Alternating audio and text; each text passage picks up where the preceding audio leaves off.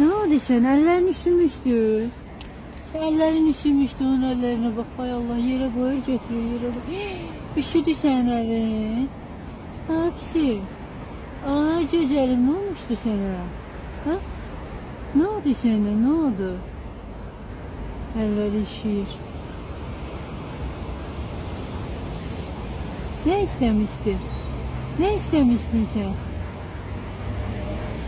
Ne olmuştu sana? Gözlerine bakın, gözlerine bakın. Oy. Aldım sen çiğ yemek. Aldım, gözle. Gözle bunu sen atın. Gözle, gözle, gözle. Gözle. Al, gel. Gel buraya, gel. Gel. Gel. Gel. Gel. Aç olmuştun sen. Ha? Sen aç olmuştun.